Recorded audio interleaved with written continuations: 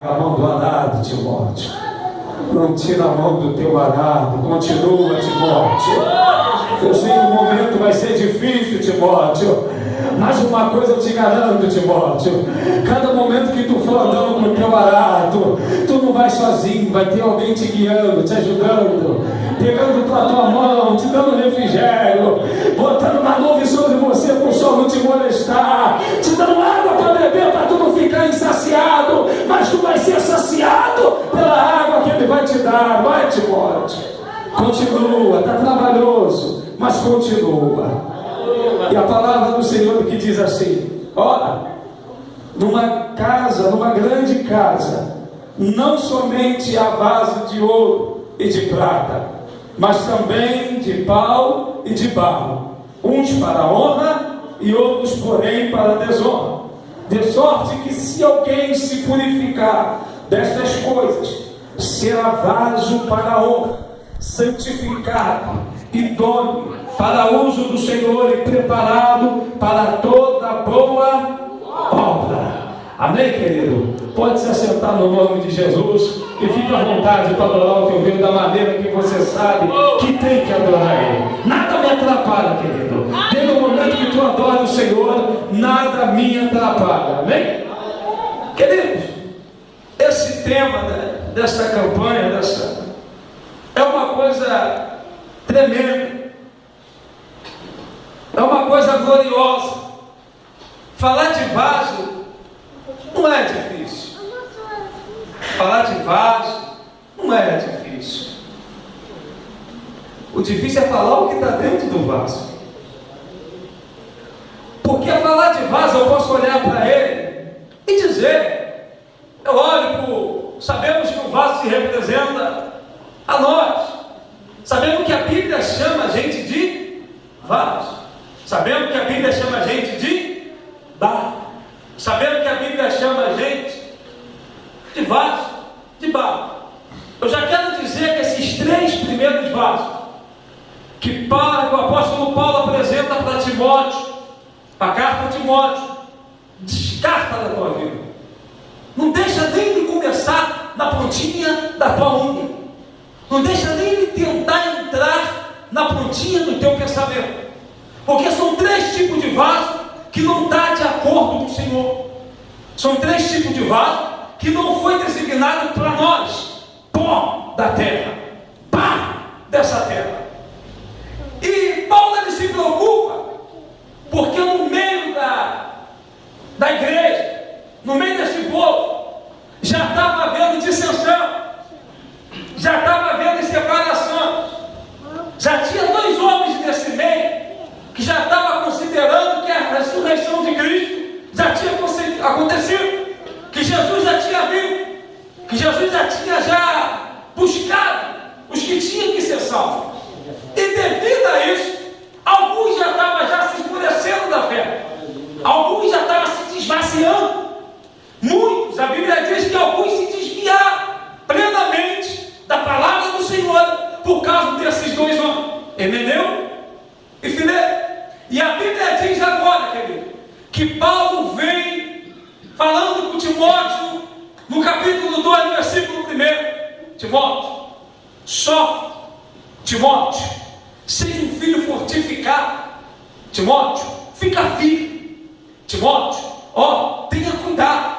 E a gente sabe que Timóteo, ele é crente desde o ventre da mãe. A gente sabe que Timóteo foi ensinado na casa do Senhor, e a palavra do Senhor fazia parte da vida de Timóteo. Mas Paulo tinha uma preocupação, porque às vezes achamos que conhecemos, porque às vezes achamos que praticamos, mas esquecemos de uma coisa.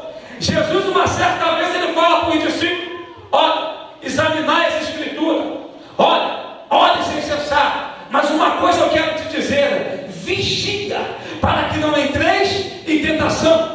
Então Paulo se preocupava com Timóteo sobre isso, sobre a tentação que poderia vir sobre ele. Chega num ponto desse livro, no versículo 22, se não me falha a memória, a Bíblia diz que que Paulo fala para Timóteo: foge do desejo da mocidade. Já fala de tentação, mas repare uma coisa, não é só sobre isso que eu quero falar. Eu quero falar especificamente sobre o vaso.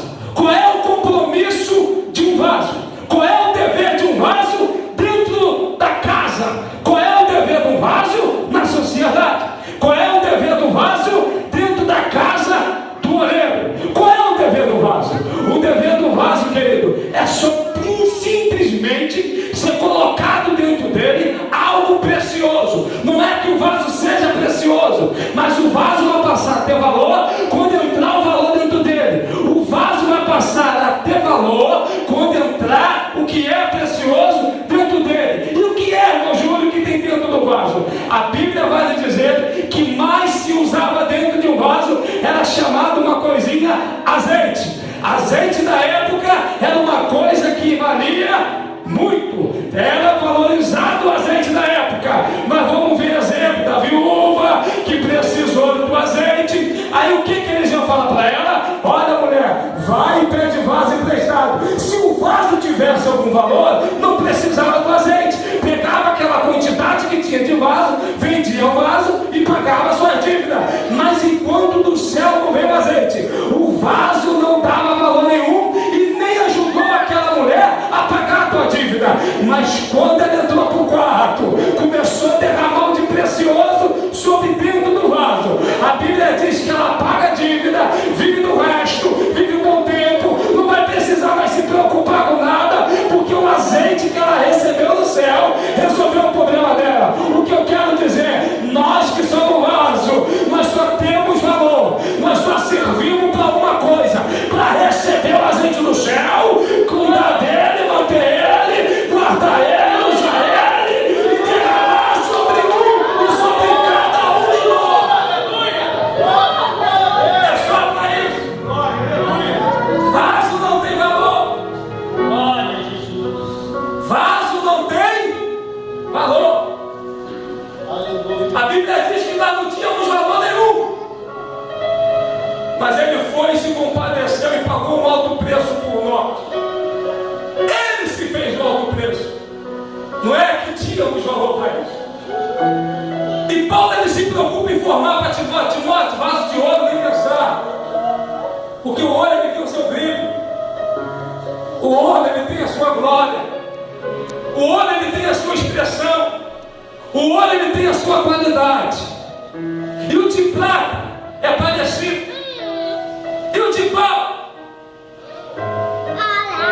ele não vai aguentar o fogo que tem para mandar sobre esse vaso. O de pau não vai aguentar nunca. Mas chega uma hora, Paulo fala para Timóteo, mas porém, também tem vaso de barro. O de barro que é preciosidade. Porque quem está escrevendo para Timóteo entendia falar de vaso. Quem escreveu para Timóteo sabia o que era vaso. Sabia o que o vaso tinha que conter dentro dele. A Bíblia diz que uma vez, lá em Atos capítulo 9, Deus, Jesus, ele aparece para Paulo, que era Saulo, vaso ruim, vaso de ouro, vaso que brilhava e queria o que queria, fazia o que queria, vaso que não tinha compromisso nenhum, vaso que achava o que fazia dava certo, o que ele decidia era o que ele queria. Ele matava, ele prendia, ele caluniava, ele mentia. Aleluia! Mas chegou uma vez, aleluia, a oliveira se depara com esse vaso. Aleluia! Ela olha no céu, ela olha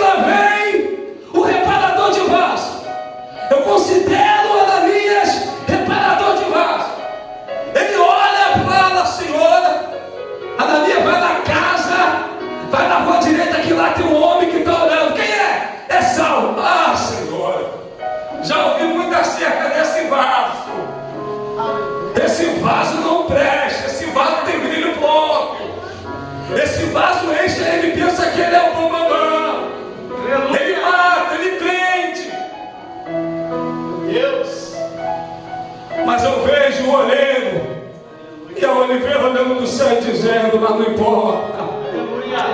Sou eu que entendo do vaso, sou eu que sei preparar o vaso, sou eu que mudo o vaso.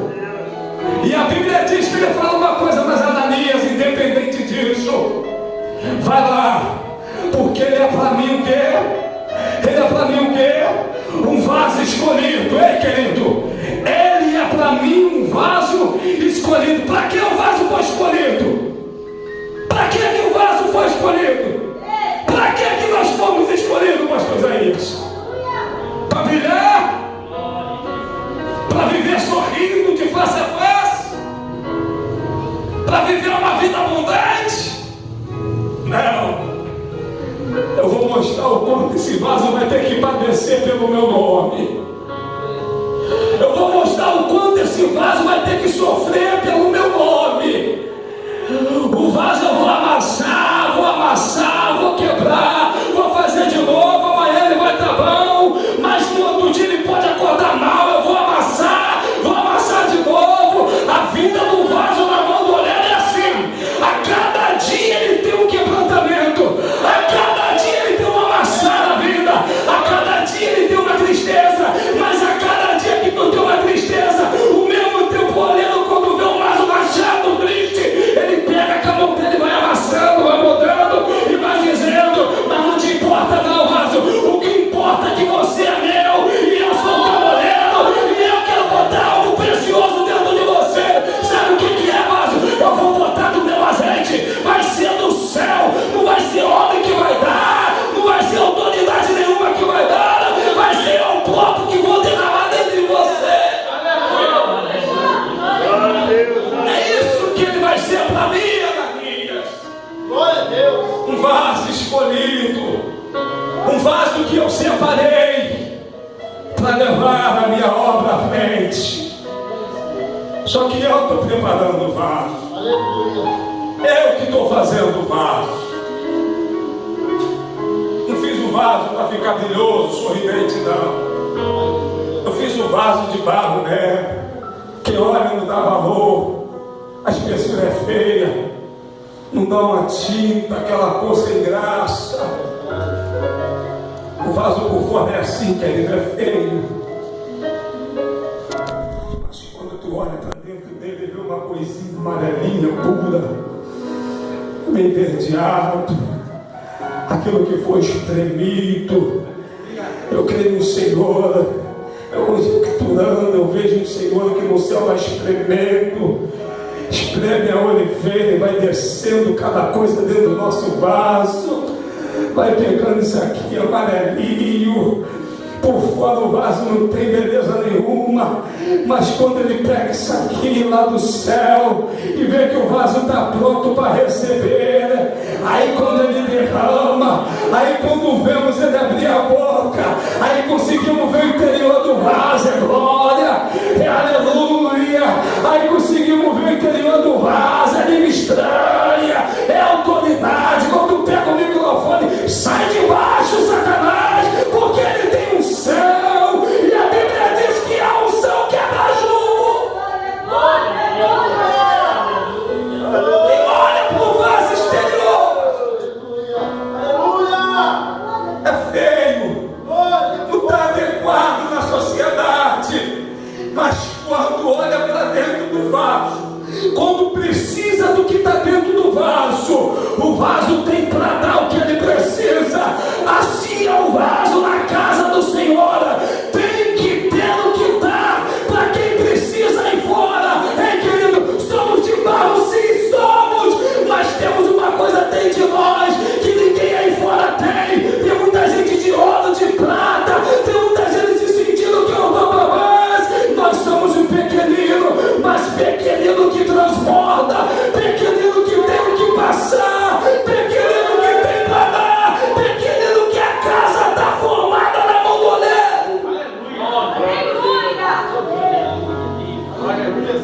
Esse é o vaso que o Senhor chamou. Somos de barro, somos sim. Somos cacos, somos sim. Mas ele, logo Paulo continua dizendo: Segunda carta aos Coríntios, capítulo 4, verso 7. Temos, porém, um tesouro. Temos, porém, um tesouro. Este vaso, você que é vaso, tem um tesouro que nenhum ouro tem, que nenhuma prata tem, que nenhuma melhor madeira que tem.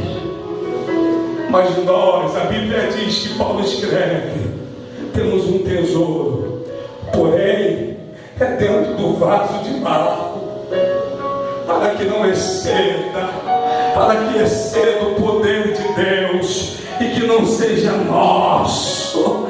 É por isso que nós somos barro, mas eu me alegro em ser barro.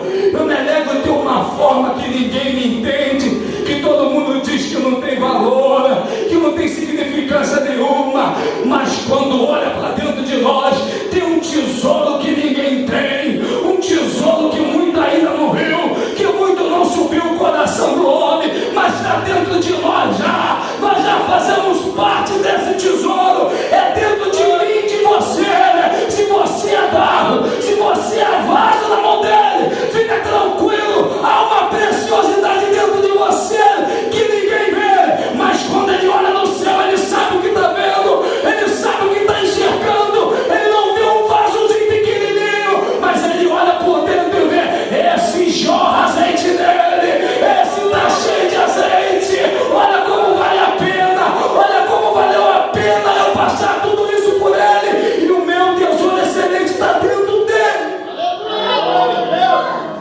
Tu sabe a honra que é ser um vaso por ele? Tu sabe a honra que é ser um vaso dentro da casa do Senhor? Tu sabe a honra que é em se manter como um vaso na casa do Senhor? Tu sabe a honra que é se manter no compromisso de vaso perante o Senhor? O vaso de ouro não leva azeite, o vaso de prata